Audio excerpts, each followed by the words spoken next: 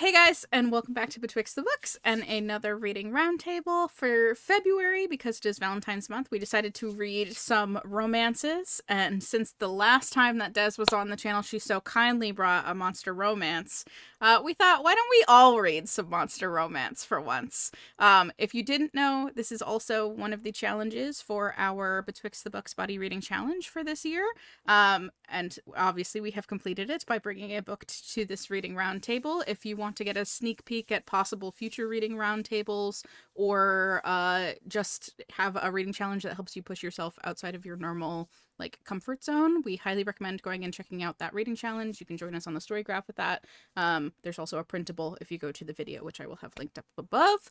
But today we will be talking about monster romances and hopefully have some good discussions about that little weird subgenre that I super love, but is definitely very niche. As is normal with a reading roundtable, we're going to go around, introduce ourselves a little bit, talk a little bit about what we normally read, because not all of us normally read monster romances. So you can get an idea of where we're coming from as a background as readers, and then we'll go around one more time and talk about our books that we read. So, all right, let's go. Starting with Gretchen.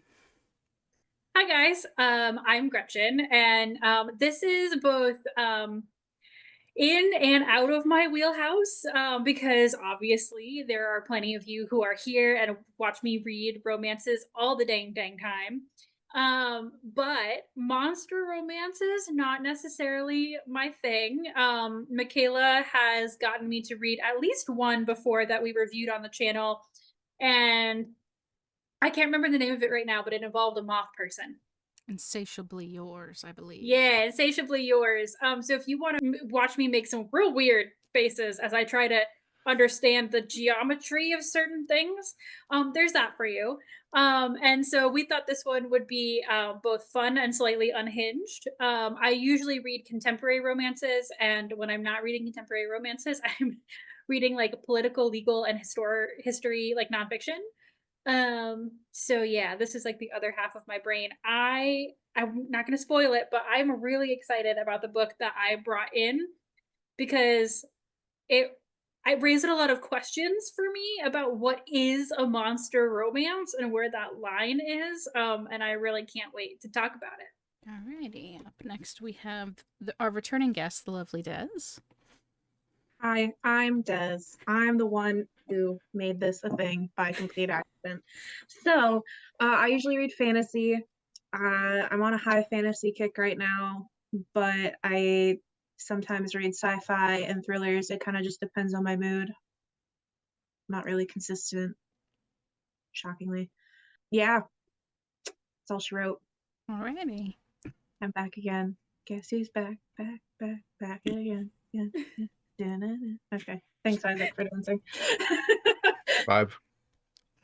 All right. And then if you haven't seen him before, because you shouldn't have, because there's no reason for him to be on the channel, this is my lovely partner, Isaac, who has decided to join us today to talk about monster romance, which makes me so happy. So, why don't Hi, you introduce everybody. yourself? I'm Isaac. As she said, I'm her partner. I usually read audiobooks, lit RPGs, high fantasy, sci-fi. So this is definitely not something I'm used to, but also it's a very easy entry into it. I don't know if I should bring up my book now or Not yet. Just not introduce yet. yourself and Okay. sort of Yeah, you as this a is a reader. this is a very easy book to get into. I liked it a lot. I think you guys will enjoy the descriptions I have for it. Um, yeah, that's all. Nice. And hi, you should recognize me. I'm Michaela. I'm the other half of the normal people who are on the channel all the time. I read mostly speculative stuff, a lot of queer lit.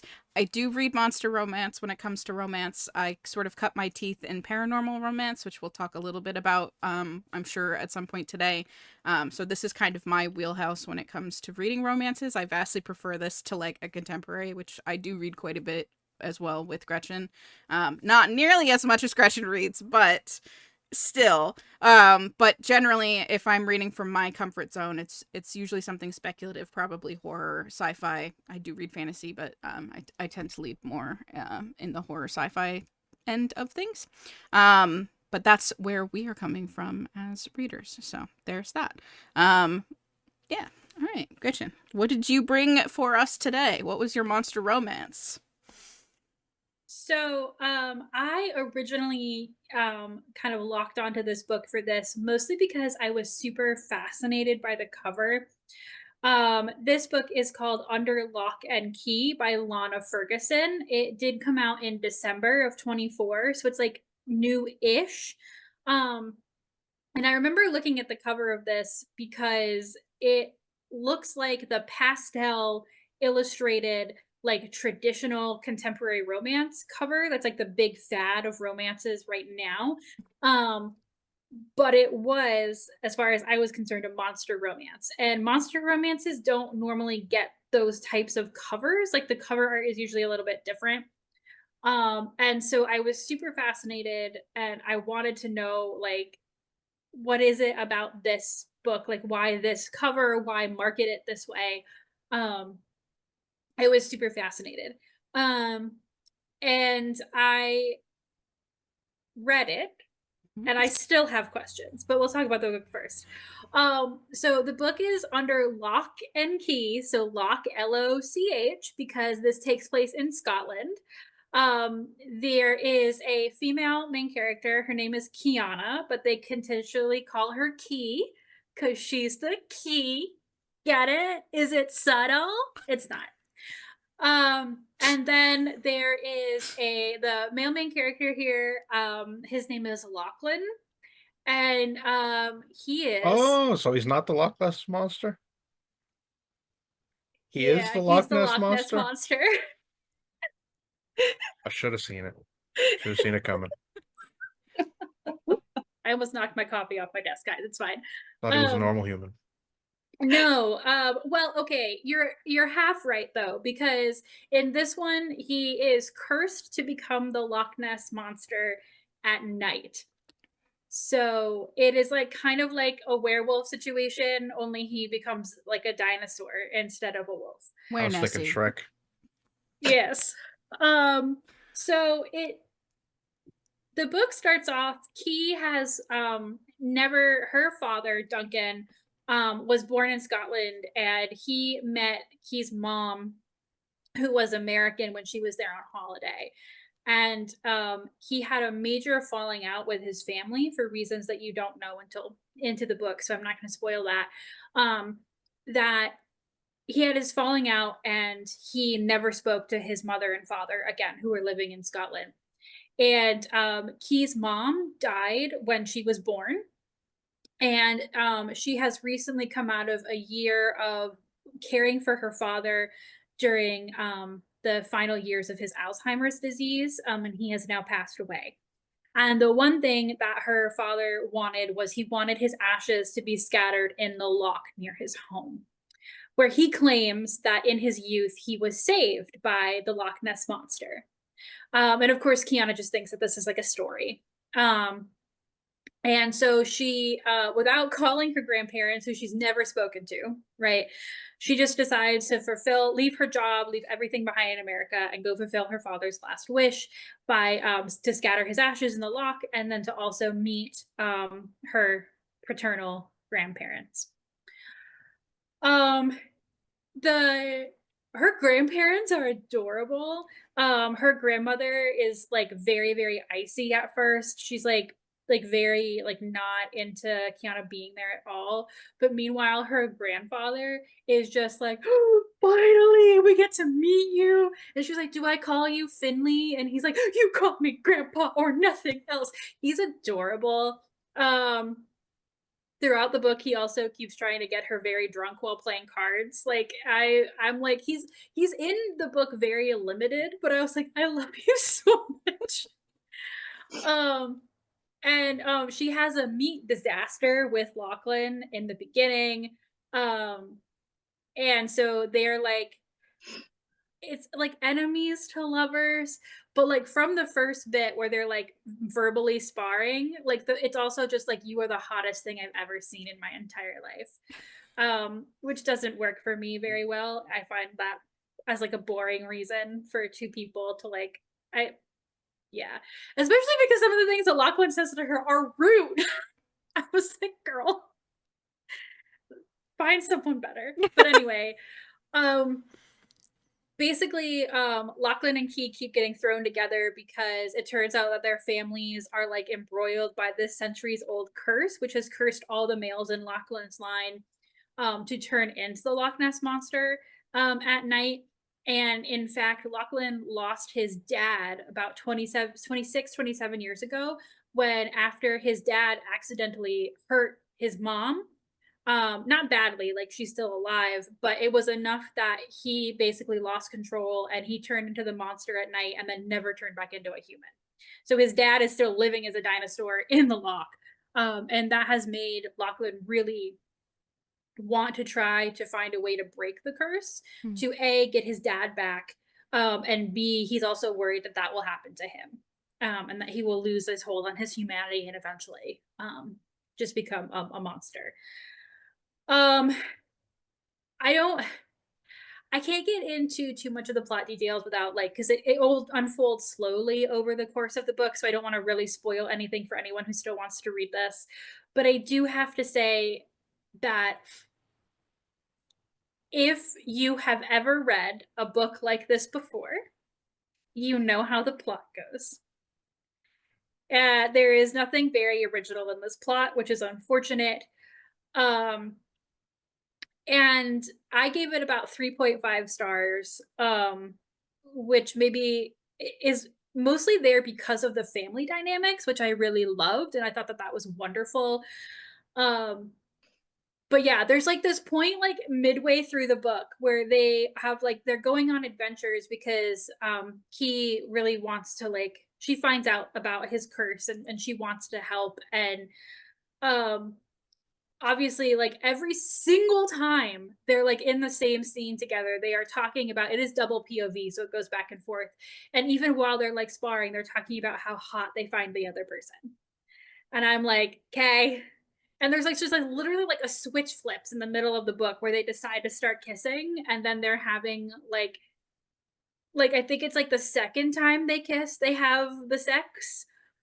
And I am like, okay, well, guess they're together now. There's like no build up to this at all. And again, what I really value in a romance novel is that, like, the growing relationship where they, like, even if it is enemies to lovers, they like, this is just literally like, I found you hot this whole time and now we're kissing and now we can't stop. And oh, now we're doing like very R-rated things. And it's just like this. And I was like, I hate this. I hate this so much. And I had already guessed the twist that comes up at the end as well. Um, so yeah. So here's the thing that I have questions about. Okay. So Lachlan turns into a monster at night, is the curse, right? And after 50% of the way through the book, there is some very explicit sex scenes that happen. Um, for most of this, his body is humanoid. So it is, they are having human sex. There is one scene, well, so in the first time that they sleep together, he does start to lose control a little bit, and like his fingers become claws a little bit and he scratches her, and that completely freaks him out. And meanwhile, Key's like, I kind of like that. Keep going. I'm like, girl, you bleeding. But anyway, not to ick her freak or whatever. Um, but then there's like, I can't remember exactly what, it's like the second or third time they have sex, he starts to again like lose control, and he like half transforms, but like the only thing that transforms are like the things that give her extra pleasure, right? His dick gets bigger, it gets ribbed, he has more of like the claw situation. But it's just like halfway, and I'm also just like, wait, hang on. If he's like cursed to do this, but only at night, how is he currently partially changing at will? And in only the ways that are literally ruined for her pleasure. I was just like, what is happening? And it only happens the one time. Because obviously by the end of the book, the curse is broken. Like, I don't think that's a spoiler. It's the point of the book, and it's a romance novel. That sucks because then she's like, well, gosh, I kind of liked it when you could do. But no, literally after that time, she's like, hey, can we do that a few more times before we break this curse? Because that was really nice. Oh, no, No. okay, I'm sorry. There is actually a third scene where he's able to fork his tongue while going down on her. So yeah, it's just like, but so it just, I mean, it's really, really funny. But at the same time, I was like, okay, what is a monster romance versus a paranormal romance, right? Because there's like also plenty of other ones where like the guy is a werewolf and transforms during the full moon, right? And stuff like that. But like otherwise, whereas like Insatiably Yours, which Michaela and I read, where they are like monster beings, right? And that's like a very different situation. So then I was like, did I even read a monster romance? Like, Yeah. I don't know. But that's, yeah, that's my book. I feel like I mentioned it kind of earlier, but monster romance definitely falls under the paranormal romance umbrella. In the current state of publishing, paranormal romance is no longer a very large amount of the books that are being published. There was a point in time where there were a lot of paranormal romance books coming out, and now it seems like, at least when it comes to traditionally published books, there's not so much.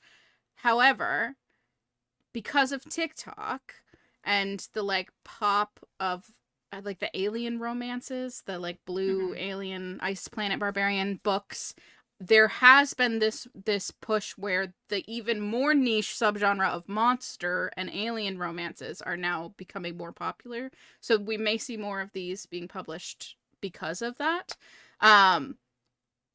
But when people say monster romance, for the most part, usually what they're looking for is not what you read.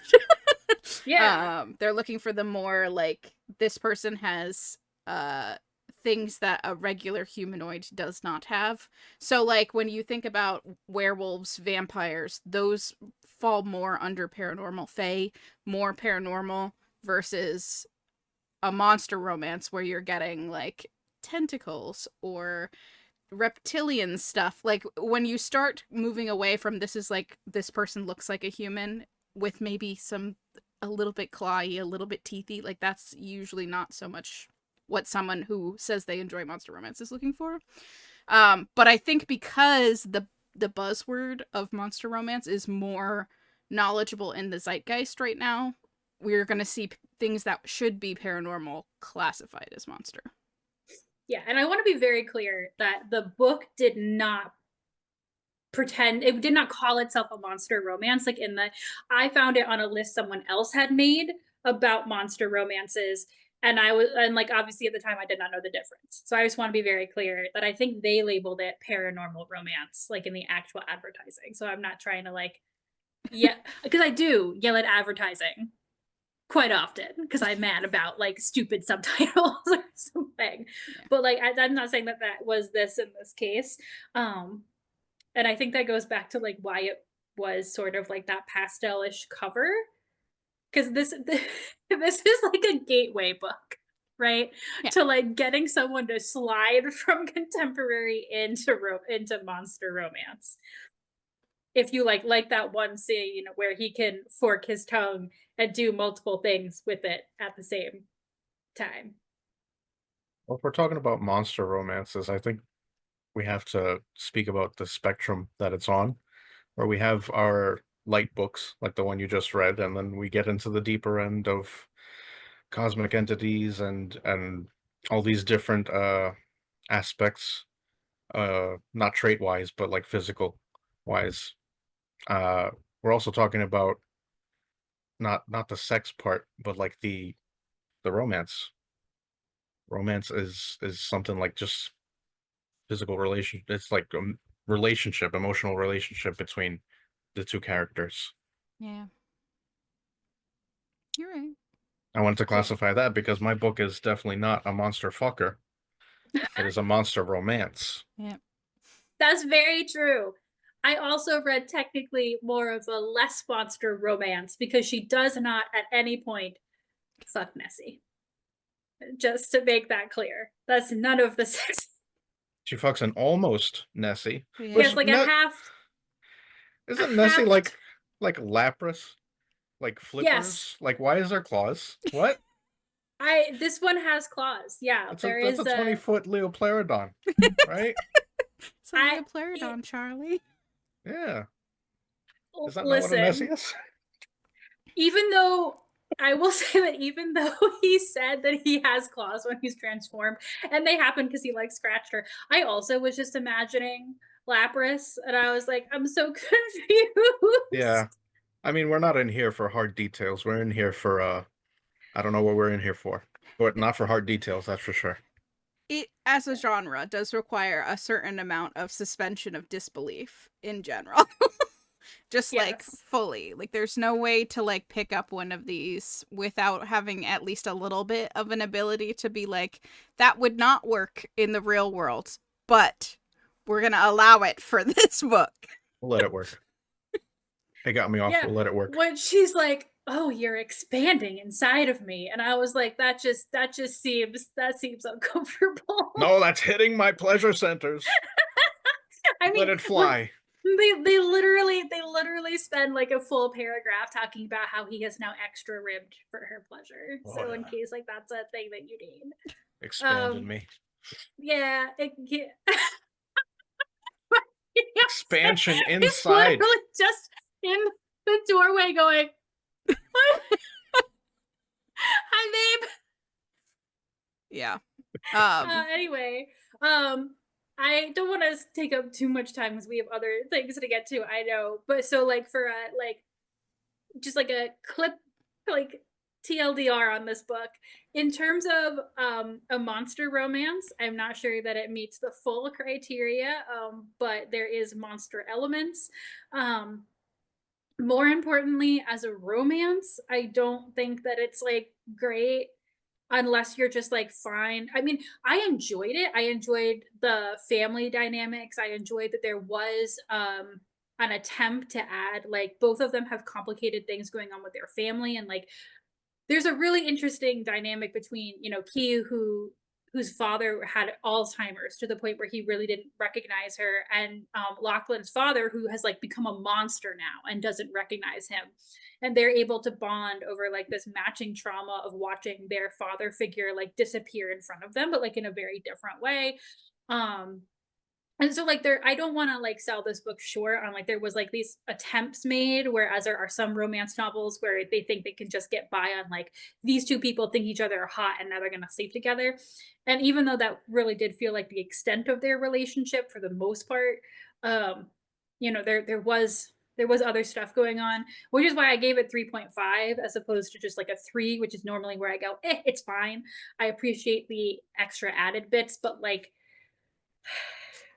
unless you're like deeply enamored with the idea, I would not necessarily say it's one that you should read.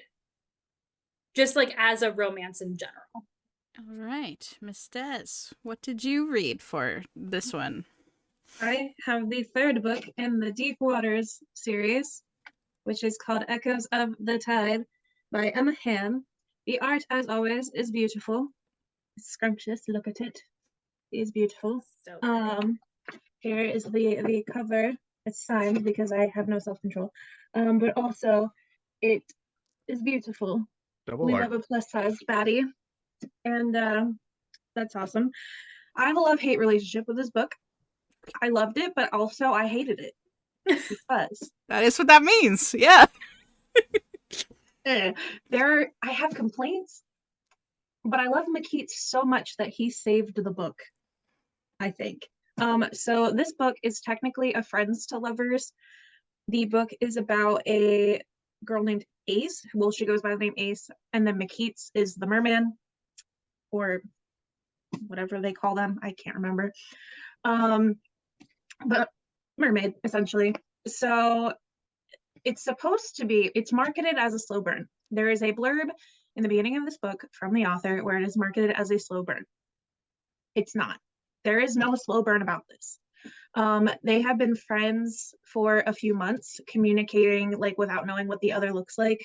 No big deal. Fine with it. They finally meet, and McKeats is in love with her immediately, and she is also in love with him immediately. So by about page 100, they're like thinking about how obsessed they are with each other, and they've only known each other in person, like seen each other not even a day. Not even a day has gone by since they've met in person. Didn't even know they were going to meet each other in person. Whatever, no big deal. By about page 180, they're fucking. That is not a slow burn. Slow burn. There is no slow burn happening here. Yeah. But it's not bad. There's some plus size rep, which we loved. Very well done. It explores a lot of like self-esteem and like trauma and all of that stuff. And then with McKeats, it actually explores men's infertility. It's not like a huge key point of the book, but it does come up and it's handled like very well.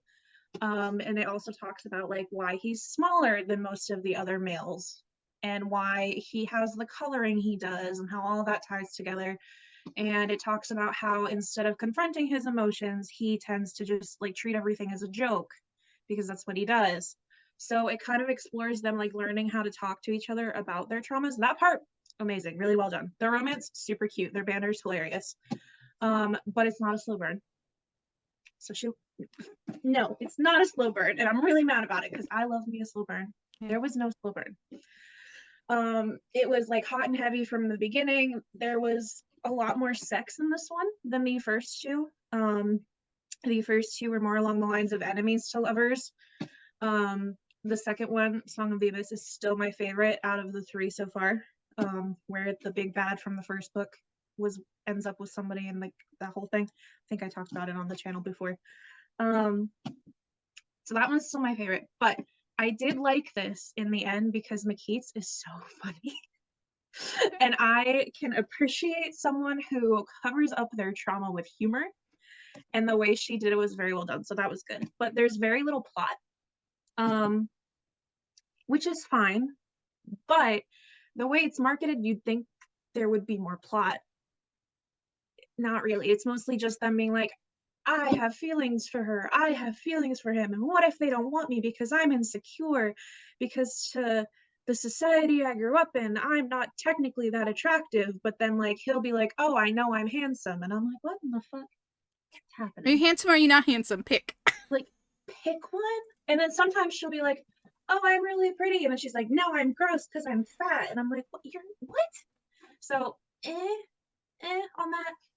And the plot essentially, I won't spoil it, but basically her sister is in a city and there's a mob boss, I guess he's supposed to be, that she technically works for, who is basically manipulating her to keep her sister alive.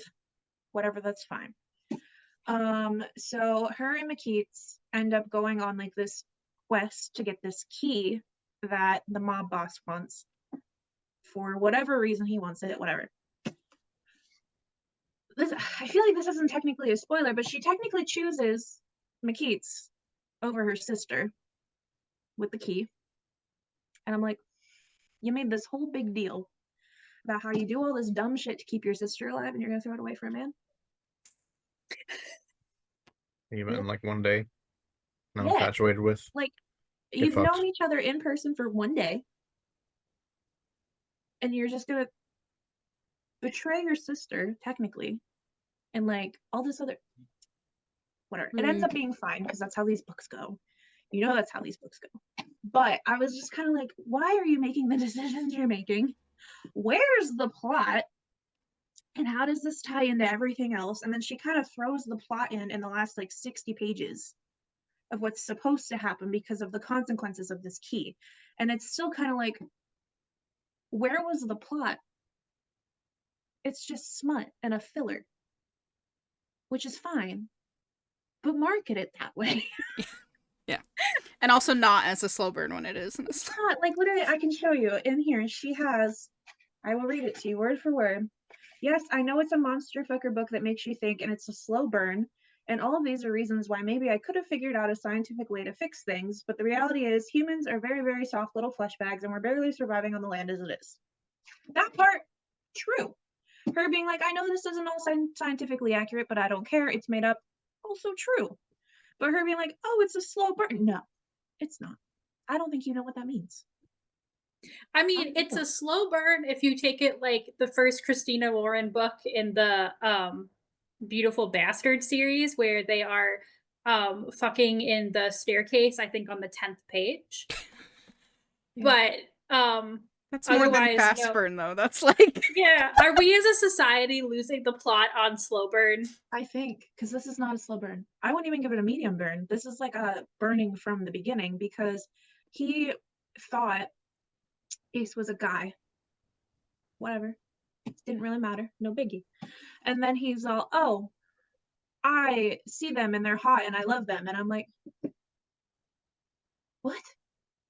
Now that they're a girl, you're like, ooh. What are you doing? Yeah. So mostly porn without plot, but it was cute. There were some really wholesome moments. Like, I vibed with it. Like, the romance was well done. Of course, there was the two dicks again. These ones were obsessed with 69ing, which was entertaining to watch.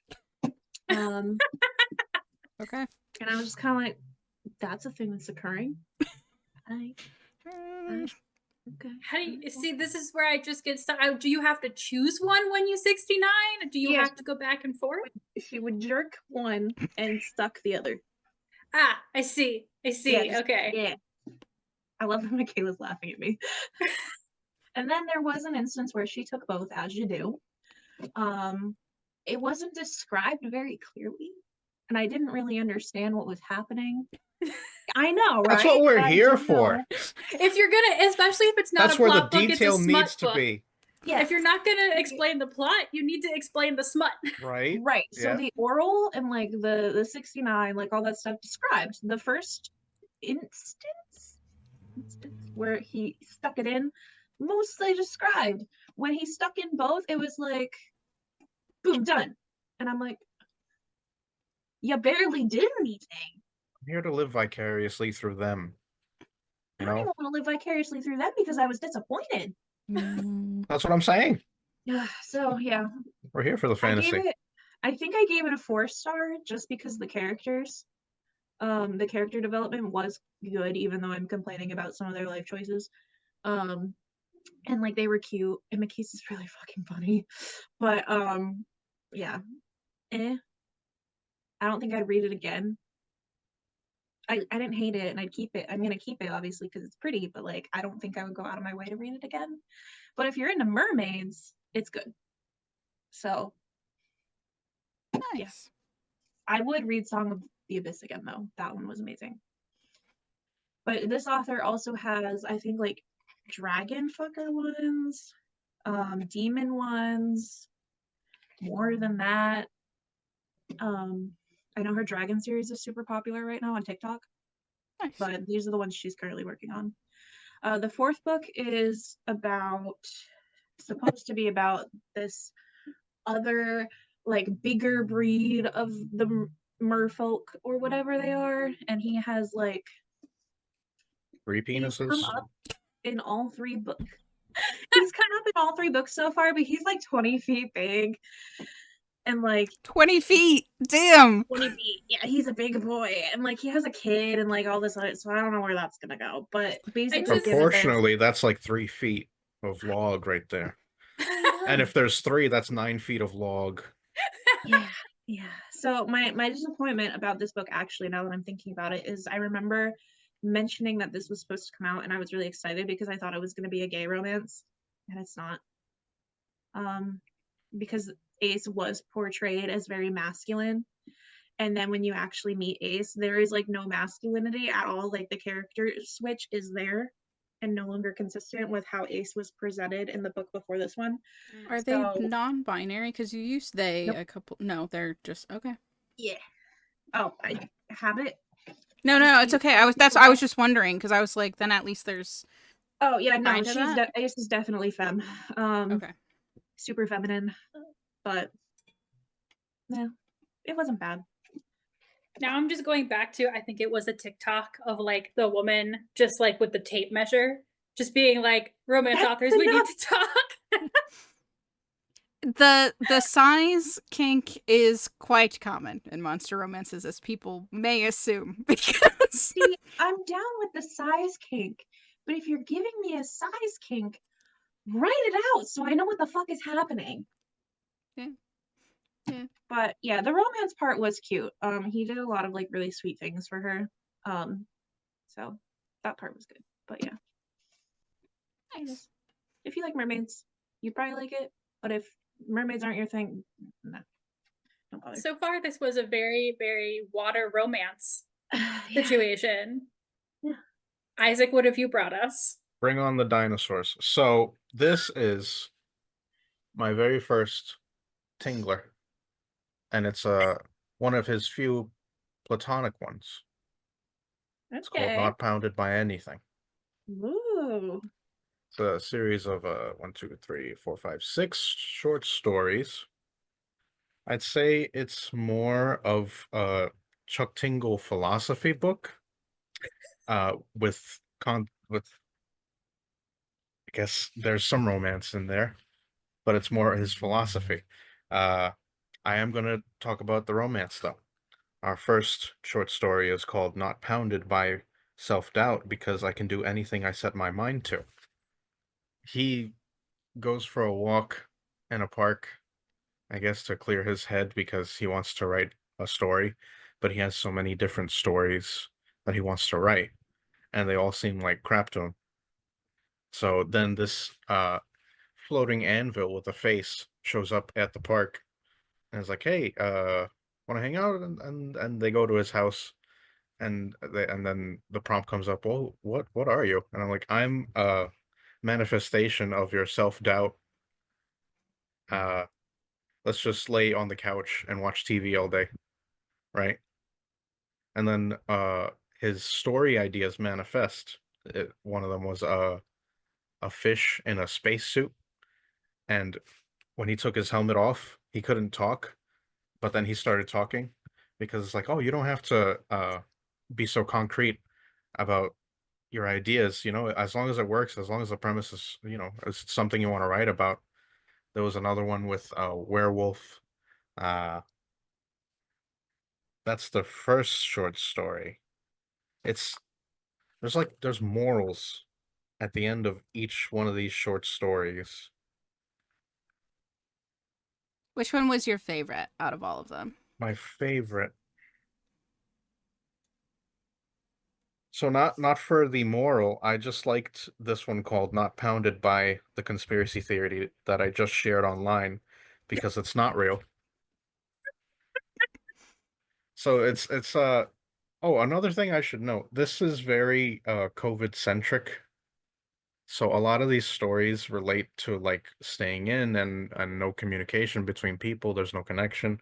So this one was about a conspiracy theorist, this story.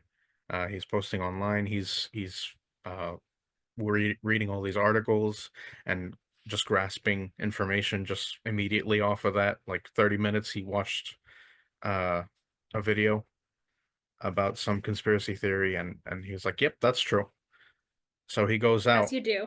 Yep, he goes out on his deck, and his neighbor, the Sasquatch, is down there, and he's like, "Hey, what's up?" And he's like, "Oh, nothing much." And he's like, "How you doing?" Uh, Not very good. A lot of these things are happening, and I don't have a right or wrong over here. And he's like, you wanna talk about it? And then he just explains to him this unhinged conspiracy theory, and the Sasquatch is like, "Yep," and he walks back into his apartment, and then there's like muffled laughter behind the walls that he notices, and he's like, "Oh, he must be watching a really funny show. There must be laughter coming out of a TV down there." Cue him leaving the house because he has to chase this conspiracy theory to various points, just arbitrary bits of fact. Like he goes to a shoe store that's closed, but then he looks at the barrel, and the barrel has a few words on it, and he's like, "That's the next town over." And then he goes to the next town over, and then there's a gas station, and he's like, I don't see any message here. And like the gas attendant lady is like, why are you here? Can you get out of here? And he's like, no, surely there's something here. Wait, I have to barrel through the door of the gas station. That's what it was telling me. There was a barrel at the shoe store, and I need to barrel through this door. And then he barrels through the door, and nothing happens. And then he goes back home. And he's like, you know, maybe it's just my need for connection at this point in my life, that I'm just trying to make connections with different things, and all these conspiracy theories are connecting. So I'm just gonna leave this for now.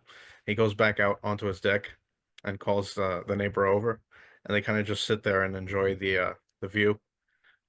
His neighbor's a Sasquatch, and that and it goes like that, where there's uh platonic romance in each one of these stories. That it's a very nice vibe, Hmm. but there's no sex, and uh there's a lot of different characters that are dinosaurs, and there's a love of chocolate milk throughout all these stories. And I agree with that because I like chocolate milk too. Uh, I gave this book 5 out of 5. For as short as it is, I gave it a 5 out of 5. It really spoke to me. I guess I'm weird, but I did take a few messages from this, and it makes me want to do things. Yeah. And I'd recommend this to people who just want some inspiration in their life to do things. And also love is real. That's our writing message there. Oh my gosh. Love is real in all its many forms. It's a very nice book. Love it. I feel like Chuck Tingle is like a certain type of romance all of his own, because like there's the one that's like Pounded by My Library Card or whatever.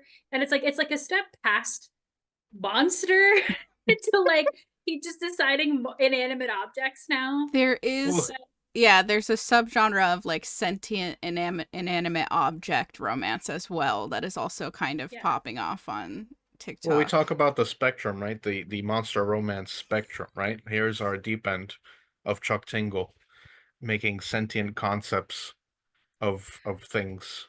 I just love so much that because like for anyone who doesn't know, like this like Pounded by thing is like something that will come up in a lot of his titles.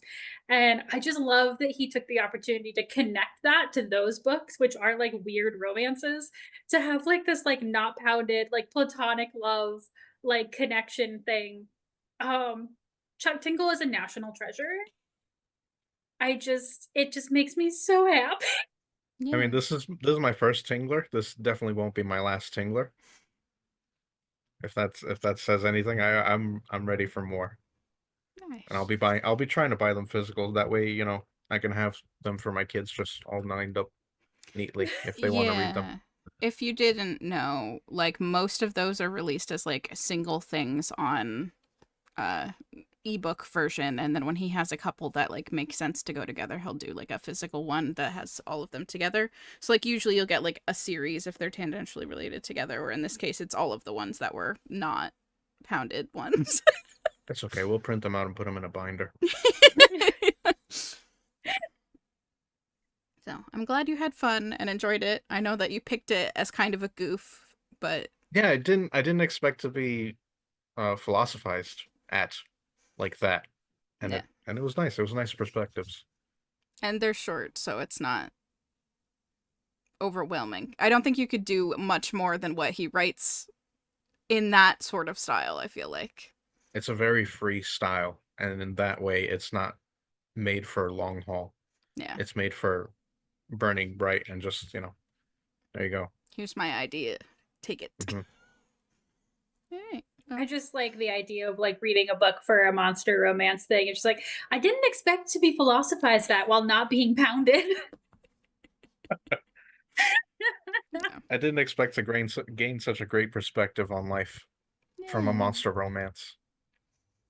If you would like, Gretchen and I also reviewed Chuck Tingle's horror release from last year, so you can go and watch that. That one is not, there's also no pounding in that, but it was it's very different. That's There called Bury Your was Gaze. the scariest diseased sheep Mm-hmm. you'll ever meet. Yeah. And one of the best, like, cosmic entity horror concepts that I've ever read in a while. It's got a lot of really good, like, horror concepts in there. I gotta say, so. for characters, second to none.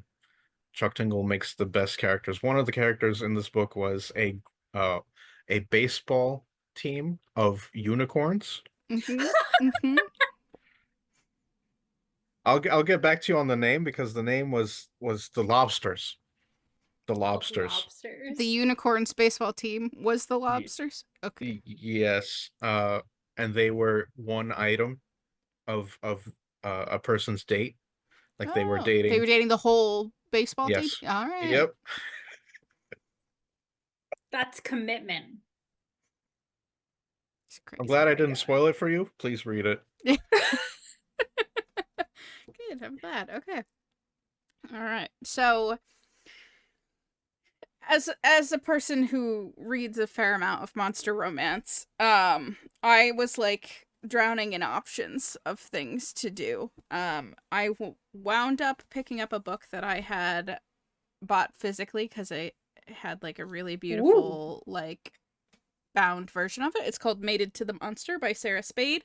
I believe that I heard about it on TikTok and I bought this from the author's website. It came with like stickers and stuff. This is the first book in the Sombra Demons series that she has written. It also has pretty step back art. Hold on. Let me do this so that you can see our monster in this one. So as a Sombra demon, he has two forms. One where he's like kind of your traditional demon, red skin, horns, claws. And then also a second like shadow form where he's like literally made of shadow and can kind of like blend in and change opacity to be kind of misty and incorporeal. Which does factor into the sex scenes a little bit. So there is that. I do think that I would personally classify this more as a paranormal romance than a monster romance. Personally, because aside from his horns, he's more or less just a dude. He is like larger in size than a human would be. I think he's described as being like closer to 9 feet, something like that. But he's like outside of that, he's just a guy. So a little bit disappointing in that department. But the premise of this is a woman buys a spell book from a used bookstore. And inside of the spell book, there is a love spell, which basically says that if you do the love spell, you get to summon or manifest your one true love. Little does she know, for her, that's a demon. So she's like, haha, I'll do the silly little love spell and hopefully like the guy that I'm crushing on who works at the coffee shop that I go to every morning will be the person that I see in my mind's eye and then I'll get to ask him on a date or something. But no. Instead, giant demon comes out of the floor. Initially, he does not speak English. And so there's like a communication issue. She freaks out, runs out of the apartment. He's trapped in like a salt circle, so he can't leave the salt circle in her bedroom. So now he's just left standing there like, okay. You summoned me. Yeah. And literally the spell that she uses, when you switch to his perspective, you find out that it's basically like a betrothal, basically, like a promise to be with him forever, which he accepts immediately because he's like, yes, you're my fated mate. I can tell that you are my fated mate, and therefore, yes, I accept your love for me. She goes to the coffee shop, tries to clear her head, goes back to her apartment because she's like, maybe I made it all up, and that was just like a weird psychosis moment. It wasn't. There's a demon in her apartment. But then she goes back to the book. There's like a second paragraph of the spell. She does that and touches his hand. which allows him to take in her essence, quote unquote. I don't know exactly what that means. Essentially, what it does functionally is lets him all of a sudden understand and speak English. So, communication issues fixed. Nice. So then they talk and he's like, "You're my fated mate," and she's like, no. No, thank you. Also, I'm sorry, I accidentally only did half of a spell that summoned a demon to my apartment. Let me just do the other half. This won't go poorly. She was like, maybe this will send him back, like maybe the second half, because they were separated, right? Like there's this part of the spell, and then there was some text, and then there's the second part of the spell. But no, that was just the sharing your essence part of the spell. So second part of her not being very wise. Essentially he's like, okay, cool, we've done half of this. You then need to accept my essence into you, which gives you a couple of things. And she's like, I don't want to do that. I want to send you back. And he's like, I don't understand, because we're fated mates. Like, you should be into me. Like, this is how it works. So it is definitely one of those things where he already immediately is like, that one's my one, and I love you forever. And she's like, no, thank you. That's a bit weird. Normal. Which is the correct reaction. Yes. But she went through with part 2 of the spell. To be fair, she did not, the spell was in his language, so she didn't know what she was saying. She was essentially reading demon words and just saying them. And the second part was in his perspective, and he's like, her sombra is awful. She's really bad. Like, her accent is bad. But that's okay. We can work on it. Not everybody's perfect. We horny out here. Yeah. He is from like an alternate plane of existence. He's an artist. You find out that those demons only ever have one mate, and they don't have relationships outside of that. So he is a virgin, hasn't kissed anyone, nothing like that. It is very aggressively heterosexual, like one man and one woman, and that's it, which kind of bothered me. And then also he's like 1,000 years old and has never had any sort of relationship at all, which also made me a little bit uncomfortable. The plot of this from her perspective is, I need to figure out how to send this demon back where he came from. And from his perspective is, I need to figure out how to get her to love me back because we're supposed to be together. Obviously, over the course of this, different things happened. She finds out that basically because he was pulled to the human realm, it's illegal for him to be here. So demon cops show up and are like, you broke the rules. You're not supposed to be on this plane of existence. Humans aren't supposed to know we exist. How dare you? And he's like, she's my mate. And they're like, you aren't fully mated yet, because apparently they need to have sex in order for it to be consummated or something. Yeah. Classic plot. The entire book is then waiting for them to have penetrative sex, because they do some other things throughout the book. I was not a big fan of it in general. The writing was not perfect. It is indie pubbed. I usually do give a fair amount of wiggle room for that, because I know there's not like a team of editors behind it.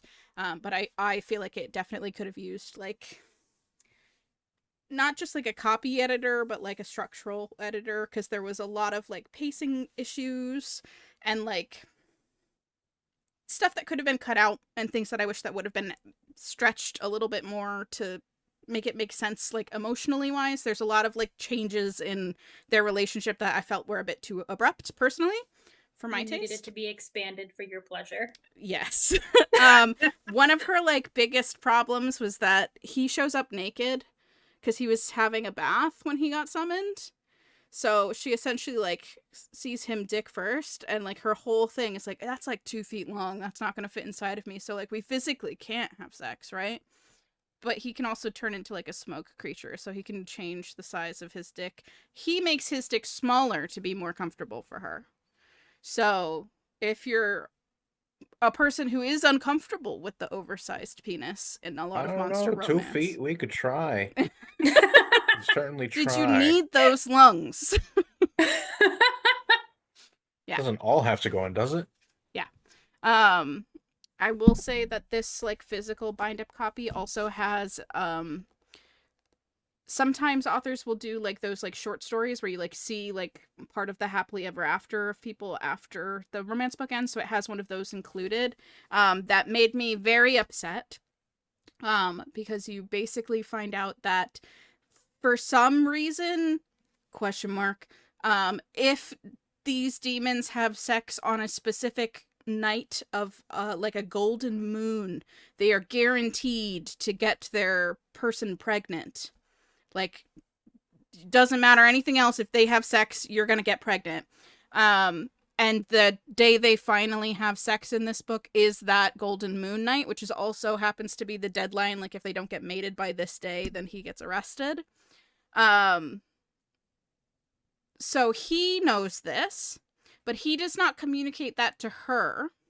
Nope. So he knows that he's like, oh, we're finally getting mated, and also I'm gonna impregnate her 100% for sure. And then also, this short story happens like months later, and he has not told her that this happened for months. But apparently, the gestation of demons is 3 years? Question mark. Because the demon realm time frame is the demon realm time frame is longer than the human world time frame. So she has to be pregnant for 3 years? It is unknown, because she is also the first human to ever do this. So all of the other humans who have had demons are like, we were waiting. And she's like, oh, so I'm the experiment to see what happens, because nobody knows how long this is going to take. And all of the other women were like, yeah. Mm-hmm. Yeah, good luck with that. So, no. Consent issues majorly. You accidentally read a horror book. Yes, yeah. It's not, I'm very uncomfortable. Very uncomfortable with that. Personally, not cool. So, I mean, it's bad enough that he didn't tell her, but then also to know that he didn't tell her and it hadn't been done before too. So like, I just like thinking about how like, not that this is a good example, but like, Bella's pregnancy in Twilight basically kills her. Yeah. And I'm just like, he could just be like, yeah, we're finally having sex. And by the way, when you have this baby, you die. Like, what? We don't know. Also, you're going to be pregnant for 3 years. Big no for me. That is a no. She also makes a comment about still having her period in this time, which is why she didn't know she was pregnant. And I'm like, how are you pregnant? But is your shadow pregnant? Like, are you not pregnant? Like, I don't understand the mechanics biologically of what has happened here. The author's a woman, right? Yes. Yeah. Okay. I will say, it does bring up this thing of, like, I don't think it's just a monster romance thing. There is, like, a happily ever after leading to babies thing just as a romance trope thing. Like, that's not a monster romance thing. That is quite common of, like, the, like, epilogue type things. They're quite often like, and here's them having a child, because that's sort of the heteronormative flow of things. Like, you got to read them falling in love and getting married, and then the next step is children. So sounds like a Christian psyop. Yeah. I don't know. Again, it was aggressively heterosexual. There was a lot of male and female, which also happens a lot in monster romance, because they're like, I'm not a man, I'm a male. Well, it's like, it's also like the fated mate thing in general. Like, it happened in the Sarah J. Maas books too, for the first 2 books of the court books, when it was like very aggressive, like mates like have like the like breeder kink essentially happening there. And people were like, hey, what does that mean about gay people? And then in the 3rd book, she was like, here are all the gays. Yeah. But it's just like, you can't undo what you've done there. And it's like, it's not like that. She's not the first person to do it, right? Yeah. That's like, the fated mate often goes along with like the breeder kink thing. Yes. And you're like, nope. Yeah. And insta-love is quite common with that. So again, if you're not an insta-love person, he very much is insta-love. It is also quite a common trope of like one person in insta-love because of the magic, and another person is like completely unrelated to the magic and does not have those same feelings. So you still get to see them work towards a relationship. It isn't both of them immediately being into it. Yeah. But yes. And then the other thing that like bothered me is, again, because the entire plot was hinged on when are they going to finally have penetrative sex. That happens within the last 3 pages, and it is fade to black. So the thing that you are waiting for the entire book, he like puts it in and then it ends. So you don't even get a satisfying smut scene at the end of it. We've been talking about slow burns not actually being slow burns, and this is just like slow burn without the pop. Like the balloon inflated and then there's just no pop. There's nothing. It just was like, and we're done. So I gave it 2.5 because, like, I enjoyed certain elements of the world building. Some of the characters I enjoyed. I don't think it was edited very well. I had a lot of issues with the pacing and a lot of issues with some of the content. So, not my favorite. I feel bad being a person who really likes monster romance coming here with a bad monster romance recommendation. So I'm going to give you a couple of like book monster romances that I think that you should check out if you're interested in monster romances. My all-time favorite is called Sing Me to Sleep by R.M. Virtues, which is a woman and her sleep paralysis demon having a relationship. R.M. Virtues is a trans masc Black person too, so it's Black History Month, so it might be a good one to pick up for like double dipping in that case. It is also queer. Katee Roberts, who Gretchen and I have numerous videos on the channel. We are big fans of Katee Roberts, has a whole monster romance series. The first book in that series is called The Dragon's Bride, and every single book has a different type of monster. So there's one that's a dragon, there's one that's a kraken, there's one that's like a traditional demon, there's one that's like a harpy type creature, so that's there. Gretchen and I already mentioned that we talked about Aveda Vice, who's one of my favorites that does monster romance. She and I had read Insatiably Yours, and then I believe I did my own review of one called Inextricably Tied as well, which I liked a whole lot. And if you were a big paranormal romance person back when those were popular, like the early aughts timeline, that one felt like going back to those and feeling like so comfy and at home in that sort of world. So those are my recommendations for physical books. I did also read a fan fiction this past week that fulfilled the monster romance prompt. The title of that fic is, hold on, it's a sentence, The Mermaid That Ate My Best Friend's Boyfriend by Perryton, which I would like people to go read. It has horror mermaid Steve.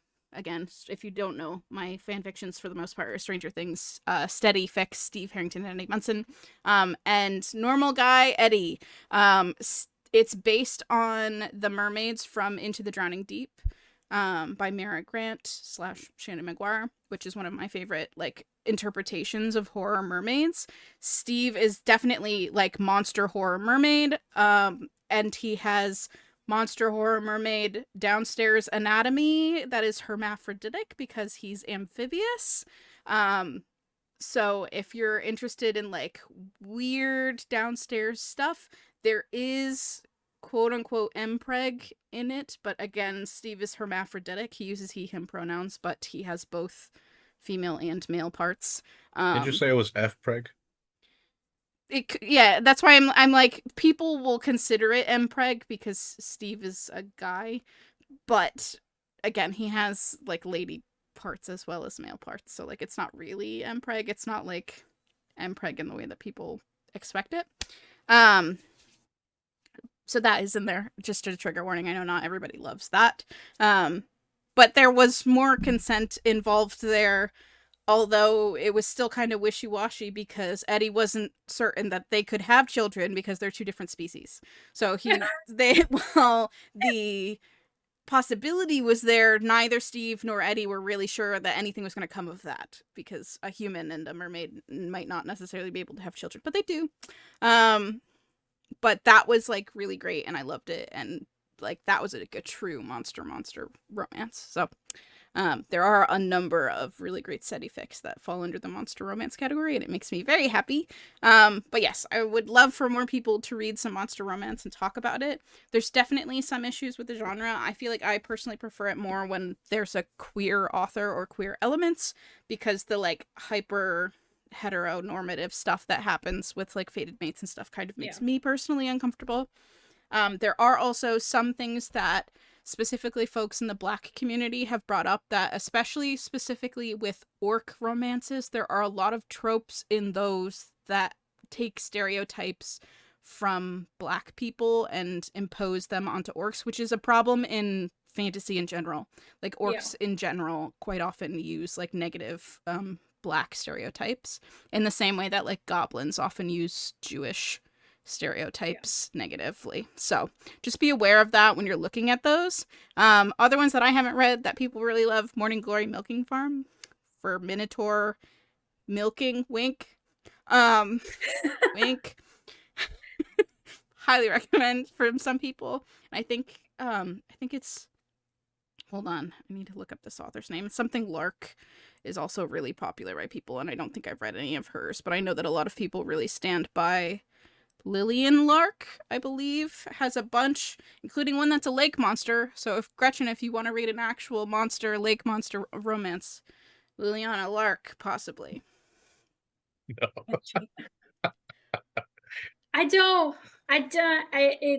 No. No? No. Okay. You've had your fill, huh? You know, everybody can read whatever they want. This is not for me.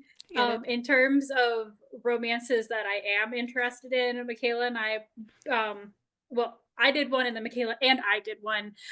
Recently we released our exciting spring releases that we were talking about, and I talked about all romances and Michaela talked about a number of different things, horror, some other different, like, you know, queer books that are coming out, stuff like that. And I also did a romance Rex for Black History Month. Those are all contemporary and they are all written by Black authors. So no monsters there, but they were all books that I have enjoyed. So in case you're like, I want to see Gretchen talk about a book that she actually did. Again, I feel bad saying I didn't like this book. I gave it 3.5 stars. I'm not sad that I read it. I just, you know, same thing. I mean, as a straight, I too was like, why you just fall in love? Why is you just hot and that's it? Like, come on now. Yes. So, Dez's computer has had some technical difficulty, which means that it is clearly time for us to get this ended up and all wrapped up. So just want to let y'all know that we have a couple of things coming up in March, one of which is a surprise for everyone, including me and Michaela. Essentially, we had some arcs that we wanted to read, but only one of us got a copy. And obviously, if only one of us has it, then the other person cannot read it, because books through Edelweiss not guaranteed. Obviously, you put in a request to the publisher and they decide whether or not you can have a copy. So we are still deciding if we want to delay that review or if we want to do something else entirely. You'll know when we know, essentially, because we don't know. As things go at Betwixt the Books, it's all a surprise for all of us. Our second Betwixt content in March is actually not another reading roundtable because I am doing a lot of conference traveling, and it would have been very difficult for us to schedule friends around my very tight schedule. And Michaela and I have actually already filmed this review, so we know that it's going to happen, but it is going to be our review of the latest book in Katee Roberts' Dark Olympus series, Sweet Obsession, and that's already recorded and ready for you guys. As we continue this series, we have a lot of thoughts, so do make sure that you check that one out. And then we have a very interesting themed reading roundtable that will be happening in April, so they will make a comeback. This one is to read a book that substitutes for an author you canceled. That's kind of confusing, but we talked about this in our when we launched our buddy reading challenge. You can go there for a little bit more information, but we have, again, new and returning participants, so we would like to thank Dez so much for continuing to come back. We appreciate that so much, and we're very happy, of course, to have Isaac have joined us for his first reading roundtable. And there's really not a question about if you're going to come back or not, because if Michaela tells you to, you kind of have to. So that's, you know, the great thing about being married to a YouTuber. But as always, thank you so much, really, really, to our friends. This is so much fun. We hope that you enjoyed it, and we will see you guys next time. Thanks, guys. Bye.